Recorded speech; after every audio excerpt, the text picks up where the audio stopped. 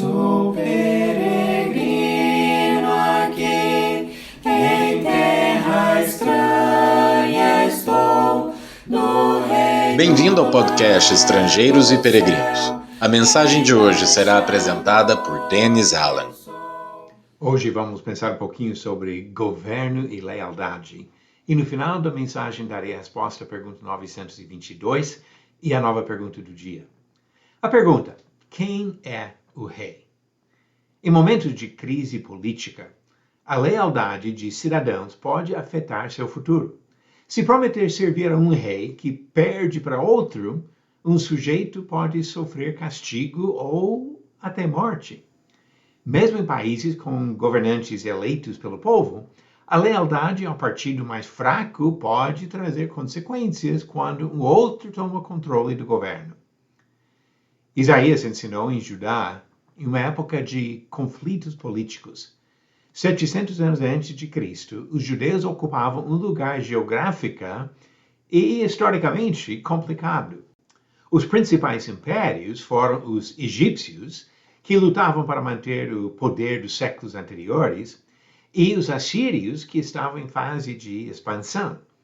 O caminho entre esses dois impérios passava pela terra de Judá. Diante desse cenário, os judeus se dividiam em três principais partidos políticos.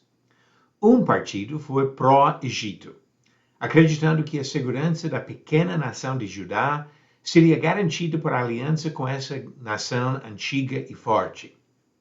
O segundo partido foi pró-Assíria. Esse olhava para o norte e desejava se aliar com a Síria. E o terceiro, influenciado pelas pregações de Isaías, incentivava a nação a evitar quaisquer alianças com outras nações. Pode ser descrito como o partido pró-Yahweh, ou pró-Deus. Da perspectiva da fé, houve apenas uma escolha certa. Mas muitos dos cidadãos de Judá agiam da mesma maneira de muitas pessoas nos dias de hoje. Procuravam defender seu procedimento político como algo totalmente distinto da sua fé e dos princípios ensinados por Deus. Não acreditavam nas palavras escritas alguns séculos antes em Provérbios 14, versículo 34, que diz: a justiça exalta as nações, mas o pecado é o opróbrio dos povos. Essas pessoas também não aceitavam o princípio que Deus declararia algumas décadas depois pelo profeta Daniel. Em Daniel 4, versículo 32, diz: o Altíssimo tem domínio sobre o reino dos homens e o dá a quem quer. A maioria dos líderes mais influentes no mundo de hoje mostram as mesmas atitudes erradas. Acreditam que a separação de igreja e Estado permite ou até exige o abandono dos princípios morais que Deus ensina. Na sua arrogância, líderes de grandes nações se acham maiores do que o próprio Deus. Isaías conduziu os fiéis em cânticos de louvor a Deus. Em um deles, ele disse: ó Senhor, Deus nosso, outros senhores têm tido domínio sobre nós, mas graças a ti somente é que louvamos o teu nome. Isaías capítulo 26, versículo 13. Suas palavras não foram apenas uma declaração política, mas também um desafio particular. Cada pessoa que confessava sua fé no Senhor precisava rejeitar o domínio de rivais na sua própria vida. No Novo Testamento, os homens escolhidos por Jesus para guiar seu povo pouco se importavam com questões políticas. Ensinaram os cristãos a respeitarem as leis e as autoridades que as aplicam, Romanos capítulo 13 e 1 Pedro capítulo 2. Mas os seguidores de Cristo vivem como cidadãos de outro reino, como diz Filipenses 3, versículo 20. A postura do cristão não é uma atitude rebelde em relação ao governo civil, mas nunca devemos aceitar as ordens dos homens acima da vontade de Deus. Como os próprios apóstolos falaram, em Atos 5, versículo 29. Voltando àquelas palavras de Isaías 26, devemos pensar em outros sentidos práticos desse princípio. Quando andamos no pecado, segundo a nossa vontade egoísta e pecaminosa, outros senhores dominam sobre nós. O próprio pecado domina. Mas quando tomamos a importantíssima decisão de nos converter ao verdadeiro Senhor, rejeitamos os senhores anteriores, os vícios, os prazeres carnais e a vontade egoísta.